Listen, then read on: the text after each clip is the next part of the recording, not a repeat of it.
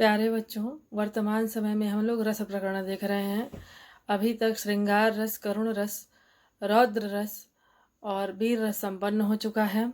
आज हम भयानक रस और बीभत्स रस की विस्तृत विवेचना करेंगे। श्रृंगार रस तो अलग श्रेणी का रस है, परंतु करुण रस, रौद्र रस, बीभत्स रस, भयानक रस एक ही श्रेणी के, एक ही श्रृंखला के रस हैं। जहाँ एक पक्ष अगर रौद्र रूप में होता है, क्रोध से आवेशित होता है, तो दूसरा पक्ष भय से आवेशित होता है, वह छुपने की चेष्टा में विकल होता है और इन दोनों की परिणति बीभत्स में होती है। रौद्र और भय बीभत्स में परिणत होते हैं और बीभत्स से मनुष्य को संसार की निस्सारता का भान होता है और वह रस अंत में निर्वेद की तरफ ले जाता है। ये रस आपस में एक दूसरे से गुम्फित हैं, एक दूसरे पर आश्रित हैं। नाट्य शास्त्र में तो वस्तुतः भयानक रस और बीभत्स रस का परिदृश्य दिखाई नहीं देता है। संभवतः बहुत कम ही दृश्य आते हैं। अगर इनका वर्णन भी मिलता है तो यह अर्थक्षेपक रूप में आते हैं। अर्थोपक्षेपक कहते हैं विष्कंभक या प्रवेशक को। चूलिका, अंकास्य, अंकावतार ये विशेष व्याख्येय पद हैं जो नाट्य शास्त्रियों ने इनका समावेश नाटक में किया हुआ है। लेकिन आप ये जानिए कि पर्दे के पीछे से या पर्दे के सम्मुख आ करके कोई एक पात्र इन दृश्यों की सूचना देता है। काव्य में तो ये रस मिलते हैं, बहुत व्यापक रूप में तो इनका विस्तृत विवेचन नहीं है, परंतु काव्य शास्त्र के ये बड़े गंभीर विषय हैं। रसों की श्रृंखला में ये परिगणित हैं, तो इनको हम विशेष रूप से पढ़ेंगे। आज हमारा रस का विवेच्य विषय है भयानक रस और बीभत्स रस। अब हम लोग भयानक रस का प्रसंग देखेंगे कि भयानक रस किस प्रकार का होता है, उसके क्या गुण हैं।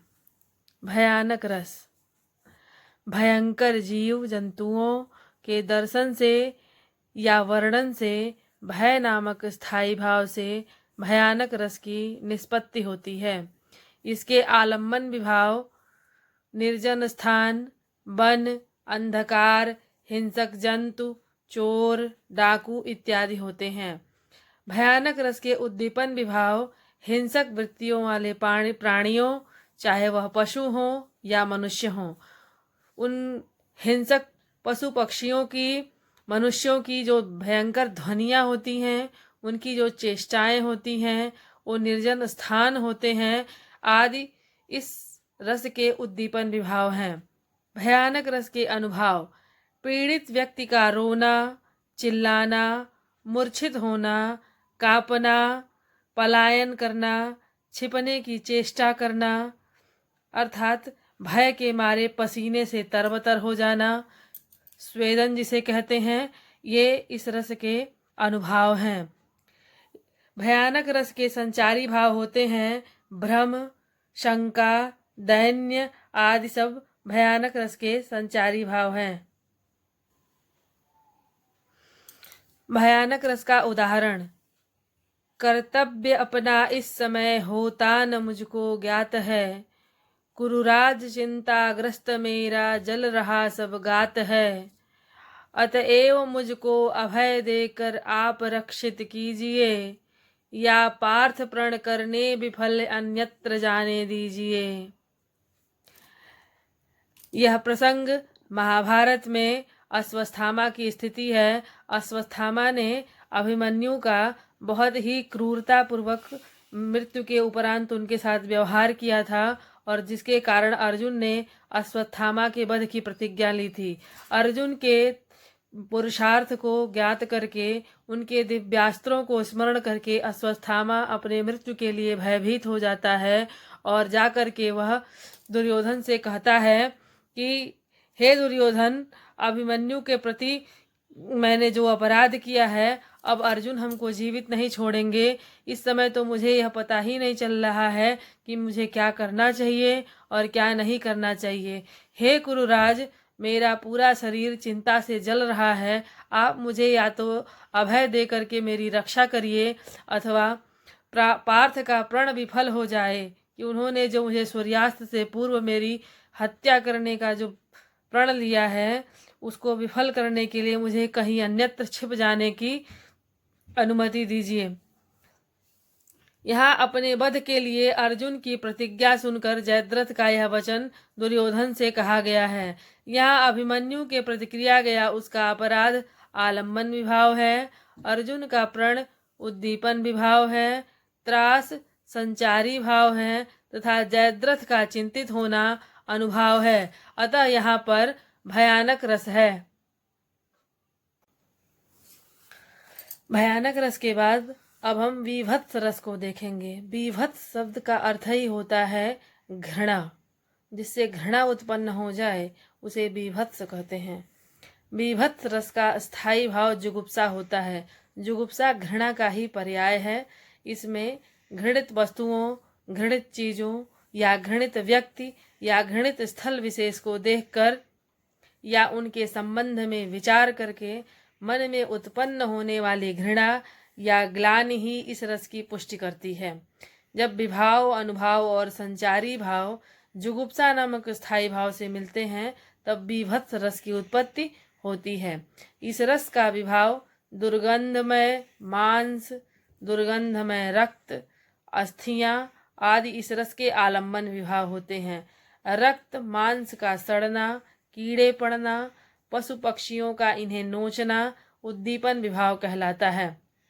अनुभाव, अनुभाव ये सामाजिक के अनुभाव होते हैं। रंगमंच पर आपको कोई इस प्रकार का अनुभव शायद दृष्टिगत न हो, लेकिन यह जो सामाजिक है उसके हृदय में ये अनुभाव अवश्य उत्पन्न होते हैं।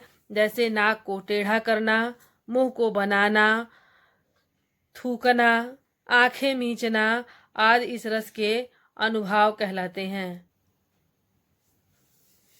विभत्स रस के संचारी भाव, विभत्स रस के संचारी भाव हैं ग्लानि, जड़ता, शंका, मोह, ये सब विभत्स रस के संचारी भाव हैं। इसका उदाहरण है सिर पर बैठ्यो काग, आँख दो खात निकारत, खींचत जीभहि स्यार अति आनंद उर्धारत। यह शमशान का वर्णन है कि वहां पर एक शव पड़ा हुआ है।